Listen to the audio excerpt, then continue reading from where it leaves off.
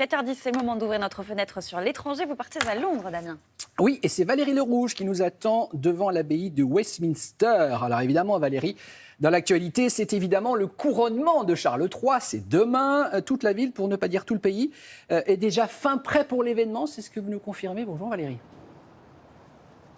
Bonjour Damien, bonjour à tous. Oui, nous sommes devant l'abbaye de Westminster où aura lieu demain à midi, heure de Paris, la cérémonie à proprement parler du couronnement. Alors, tout est fin prêt, hein. Il y a une répétition générale de la cérémonie avec le roi, avec son épouse Camilla, avec toute la famille royale.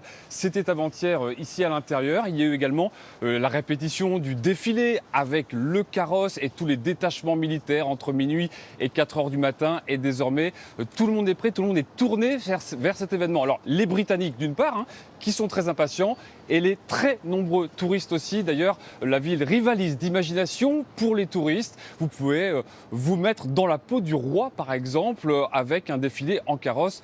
Voici le reportage réalisé avec Léna Soudre et Héloïse Picard. Le pas des chevaux résonne dans ce parc londonien et le carrosse étincelant semble tout droit sorti du palais de Buckingham.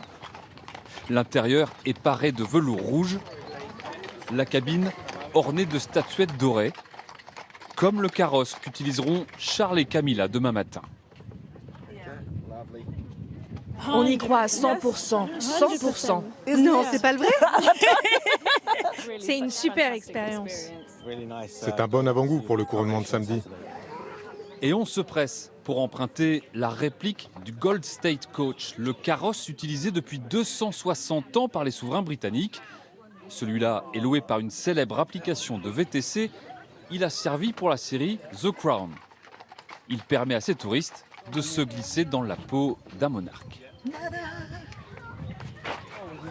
Ça me fait trop sentir comme... J'aime tellement la royauté. Je me sens comme une princesse.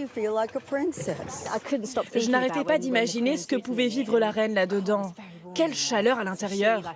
Avec les grandes robes, elle devait avoir très chaud. Pour traverser Londres dans une ambiance royale, il y a aussi le célèbre bus double étage, aménagé pour prendre un afternoon tea, un thé de l'après-midi. Menu spécial pour le couronnement, pas forcément appétissant, mais l'essentiel n'est pas là. On n'aura sûrement qu'une fois dans notre vie l'occasion de vivre un couronnement. Donc oui, c'est une chouette façon de le célébrer aussi. On se souviendra toute notre vie du couronnement du roi Charles. À 24 heures des festivités, difficile d'échapper à la ferveur du couronnement. Même les hôtels se sont mis aux couleurs de l'événement. Valérie, le couronnement attire de nombreux touristes, donc c'est aussi une affaire de gros sous. Oui, parce qu'au-delà de la cérémonie, hein, où on attend 1 200 000 personnes, il y a 1800 événements, par exemple, prévus dans le week-end dans le Grand Londres. Il y a de nombreuses street parties, les fêtes de voisinage, il y a le grand concert de Windsor, évidemment. Donc c'est vraiment énormément de business, hein. On estime qu'il y a 3,5 milliards d'euros de recettes supplémentaires par rapport à un week-end prolongé habituel.